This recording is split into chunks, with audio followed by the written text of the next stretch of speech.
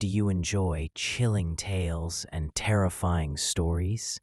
Then step into the darkness with CryptwinkHQ. Watch more spine-tingling horror stories now. And don't forget to subscribe and hit the bell icon before it's too late.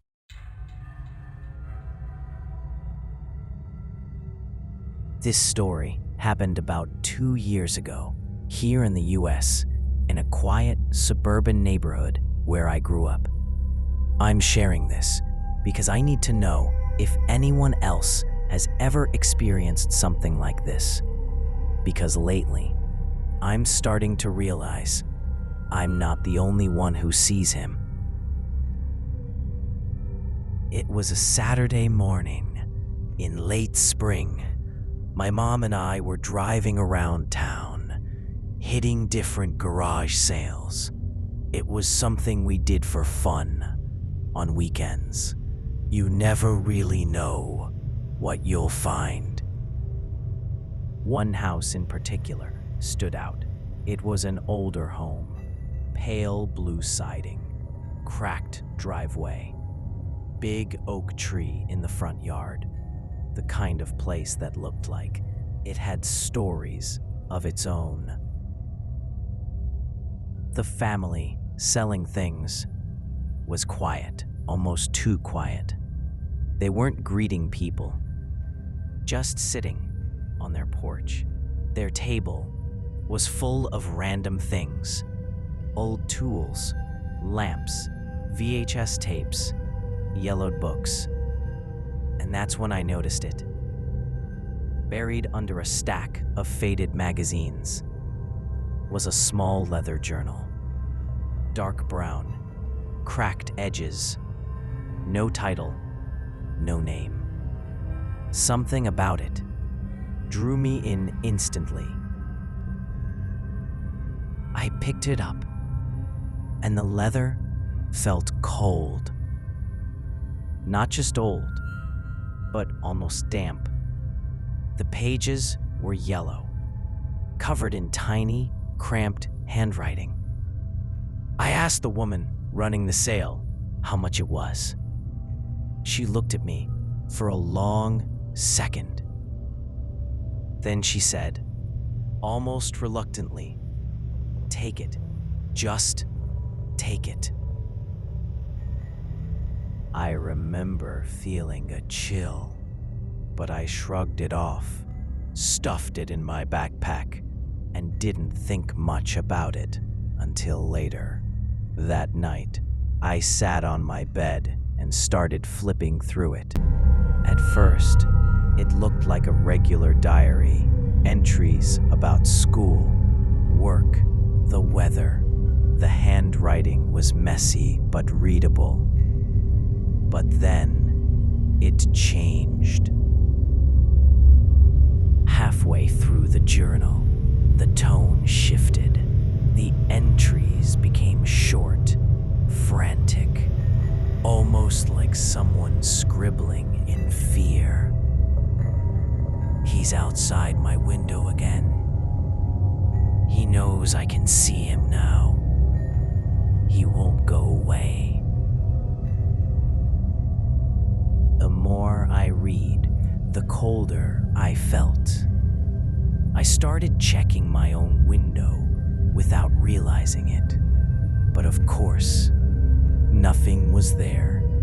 At least, not yet. As I kept reading, the writer described him in detail. A tall man, always standing in the shadows. His face never clear, like it was always hidden, no matter the light. But his eyes, the writer said his eyes were the only thing visible. Bright, white, and unblinking. The journal went on for pages, describing how this figure would appear at night. First, outside the window, then across the street, then closer, until the final entries. He's in the house. He's at the foot of my bed. If anyone finds this, I hope you don't see him too. That was the last entry. That night, I couldn't sleep. Every creak of the house made me jump. Around 2 a.m., I heard tapping on my window. I froze. I told myself it was just tree branches. But when I finally looked, there was nothing. No branches near my window. Still, I convinced myself it was nothing. I shut the blinds, pulled the covers tight, and forced myself to sleep. Over the next week, things got worse. Every night, I had the same feeling, like I was being watched. Sometimes I'd wake up and swear I saw a shadow shift in the corner of my room. One night, while brushing my teeth, I glanced at the bathroom mirror, and I swear I saw someone standing behind me. Tall, motionless. But when I spun around, the room was empty. I didn't tell anyone. Who would believe me? A few days later, my best friend Jason came over. We were hanging out in my room, and he noticed the journal on my desk. He picked it up, flipped through, and laughed. "Dude, this is creepy as hell. Where'd you get this?" I told him the story. He read some of the entries out loud, mocking the paranoia in the words. And then he stopped. He went quiet, and when I looked at him, his face was pale. "What's wrong?" I asked. Jason stared at me and whispered, "Why is there a man standing in your driveway?" From that night on, it wasn't just me. Jason admitted he saw him too. At first in the yard, then near the streetlight, then closer. We both described the same thing. The shadowed figure with the glowing white eyes. It didn't feel like coincidence anymore. It felt like the journal had passed something on to me, and now to him. We tried to get rid of the journal. I threw it in the trash. The next morning, it was back on my desk. I burned it in a fire pit. The next night, it was under my bed. Jason even took it to his house once. 2 days later, it was on my nightstand again. No matter what I did, I couldn't get rid of it. The sightings became constant. I'd see him outside the grocery store, just standing near the lot. Jason swore he saw him watching through his own bedroom window. Neither of us slept much anymore. We stopped hanging out at night because it got worse when we were together. Almost like he fed on us, noticing him.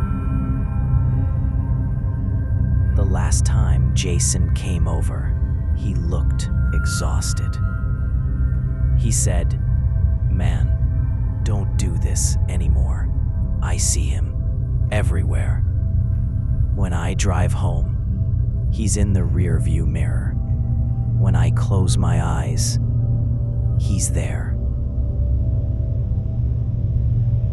That was the last time I saw Jason. He doesn't answer my calls anymore. His family told me he moved out of state suddenly. But I know the truth. He's still seeing him, just like I am. It's been 2 years since I found that journal at that garage sale. I still have it. I still see him. Every night, somewhere nearby. Sometimes closer than I want to admit. if you ever find a journal or anything like it at a garage sale, don't take it home, because once you see him, he never goes away.